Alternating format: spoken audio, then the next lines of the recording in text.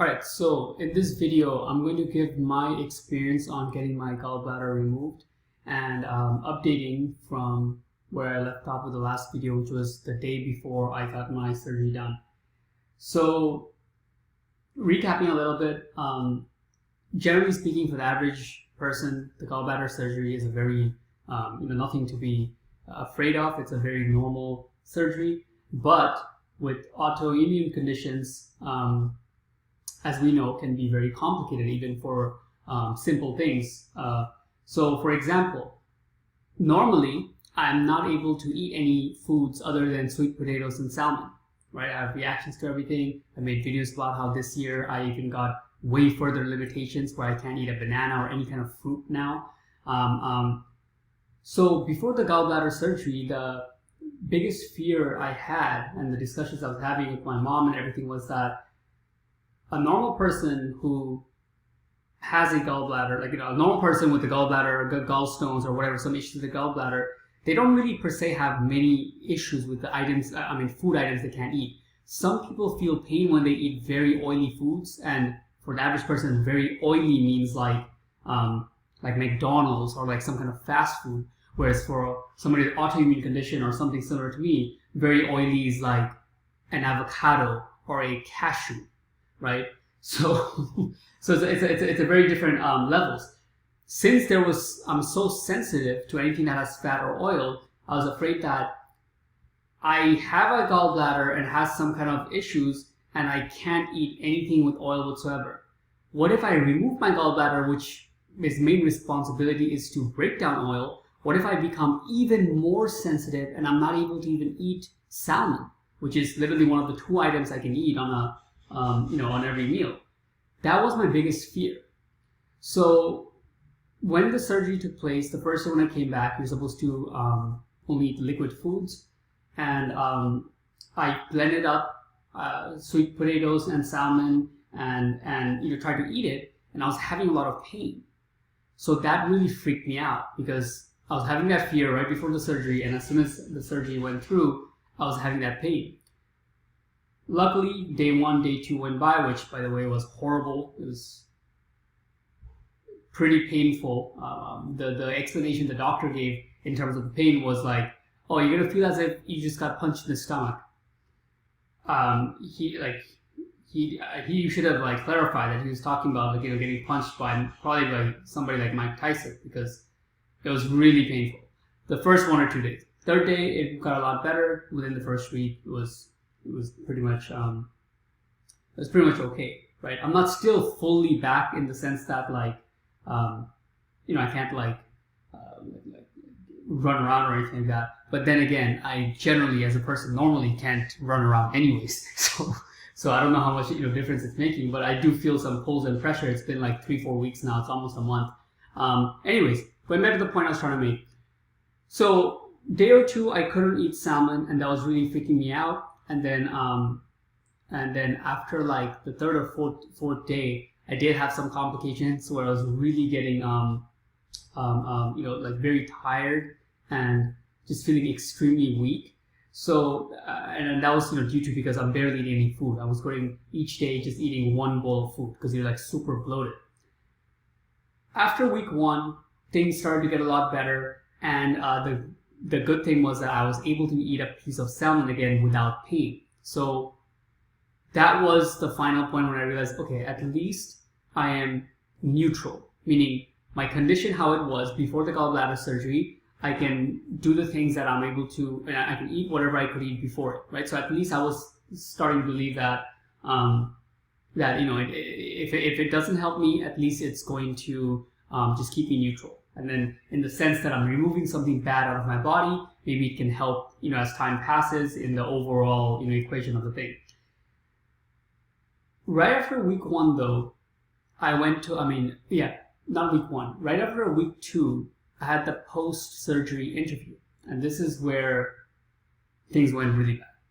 So basically what happened was, I went to the post-interview visit, not interview, post-surgery visit, and the doctor said, he looked at me real quick and said, "Oh, it looks like everything's normal, good." I asked him so what do you think? Will I be able to eat, consume food that has fat again.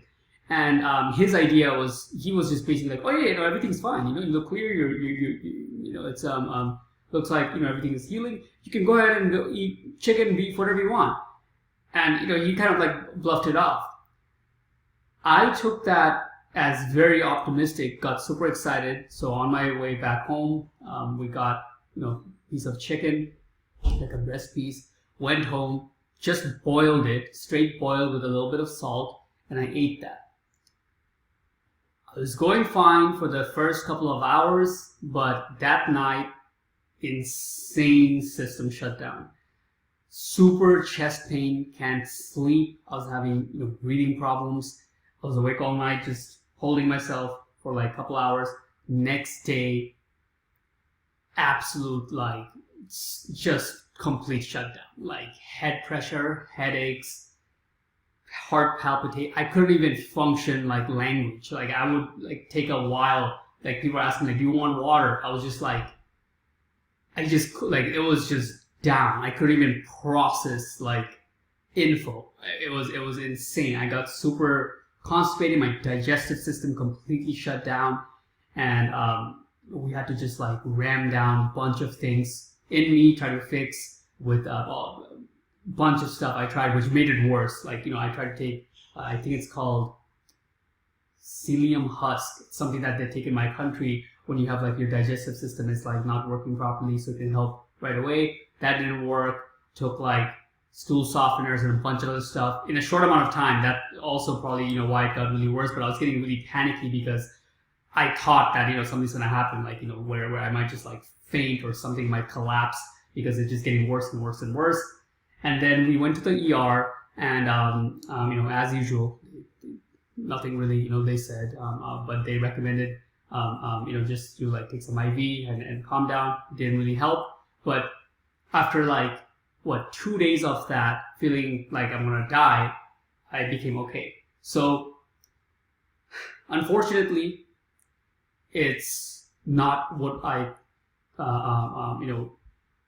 not that I had it in my head that getting this surgery is going to resolve my issues, because the gallbladder is a pretty small organ and its main responsibility is break down fat, and I have a lot of issues in different parts of my body, in my nervous system and everything together. It's unlikely. I kind of knew it's unlikely that something like this could just solve all of these issues.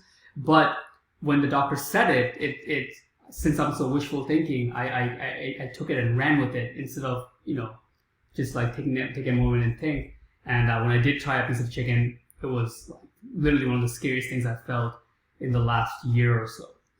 So that's pretty much it. That's pretty much, brings me to a point where right now I don't have a gallbladder, and doesn't look like it improved anything yet. It's been about a month, but my idea is that hopefully as time passes, something that was bad for my body, like polyps, which can be cancerous, gallstones, and stuff like that, is completely out. So, we'll have to just see, what kind of things it opens up. The only other thing that I didn't mention so far that could be important is that I'm still extremely bloated.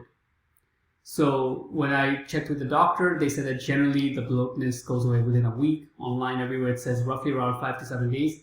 My one never went away. So from the time I wake up in the morning, I'm just very bloated, just like full of air, and to the point where even when I try to meditate, it becomes a little uncomfortable because I'm literally like I'm at like 70% capacity, and I'm trying to breathe in and out in the top 30%.